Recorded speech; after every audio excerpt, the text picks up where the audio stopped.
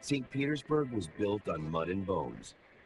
Peter supervised, watching every stage of construction from a 3-room log cabin.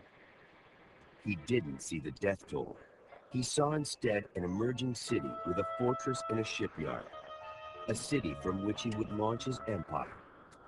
But not everyone shared his vision. Russians were appalled at the spiraling costs in lives and money. When Peter ordered all the nobles in the land to build a fine stone house in distant St. Petersburg, the huge expense drained 2/3 of their wealth. Everything had to be imported, right down to the stones. Every arriving wagon and ship brought with it a fresh supply.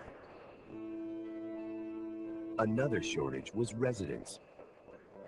As no Russian would willingly choose to live on a swamp, the Tsar invited his court to move to the capital, a perilous invitation to refuse. No one declined.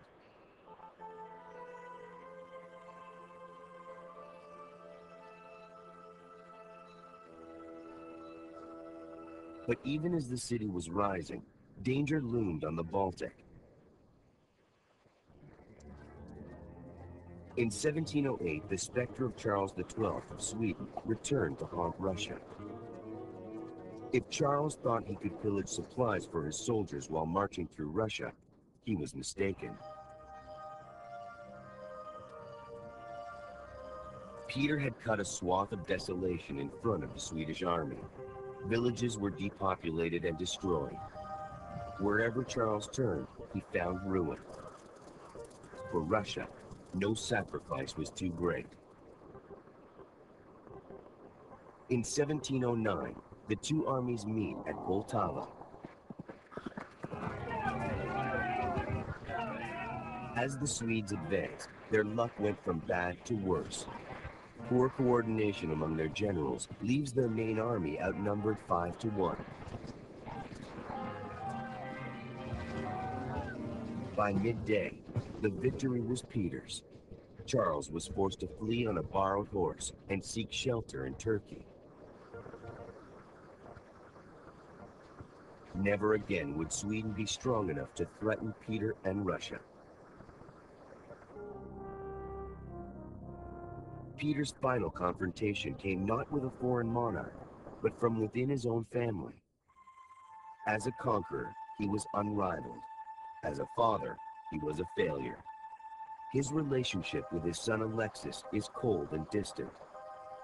Alexis is the opposite of Peter, weak, pious, and conservative. Eventually, Peter delivers an ultimatum. Alexis must either make himself fit to rule or serve God as a monk. Alexis chooses a third option. He flees. He goes to Vienna, then to Naples, where he hides.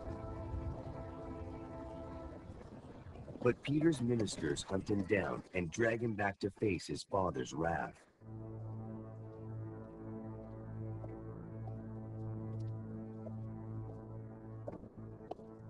Alexis faces execution for speaking out against the Tsar. But Peter agrees to spare his son's life on 2 conditions. Alexis must give up his claim to the throne, and he must name names. If Peter's actions were extreme, it was because he suspected a deeper plot. Months later, Peter learns his son planned to sink the navy and abandon St. Petersburg once he became Tsar. Alexis is tried for treason and tortured.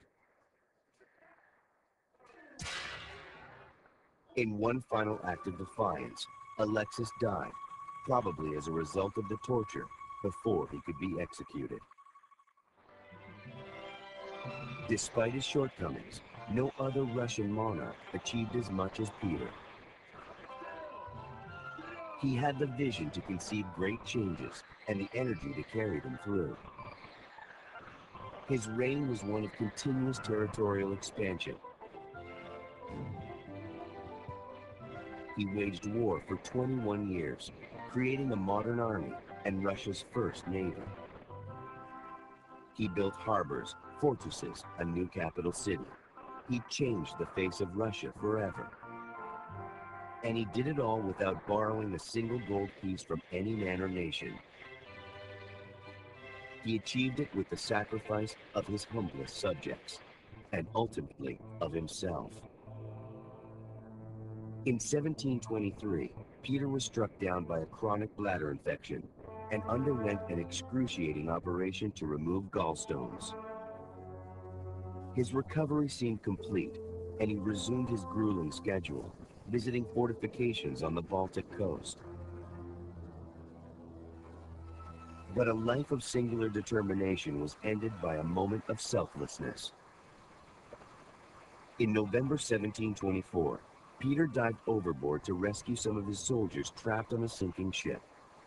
He caught a chill that turned to fever. He returned to St. Petersburg a weakened man. His old infection took hold once more. In unbearable pain, Peter begged for absolution for his sins because of the good he tried to do for his people.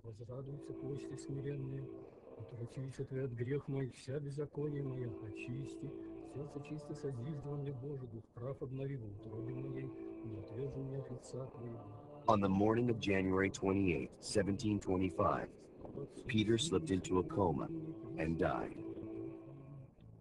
What drove Peter to do what no Russian had ever done before? An engraved seal he carried everywhere bore the inscription, "I am a pupil and need to be taught." He had the humility to learn with his own hands, and the arrogance to believe he could teach a nation to abandon its past and embrace the future. The lessons from this giant man drove a giant nation forward, outward and into the world that as a consequence would be changed forever. "I see him everywhere," writes one Russian. "I refuse to believe that there was but one Peter, and not several Peter the Great."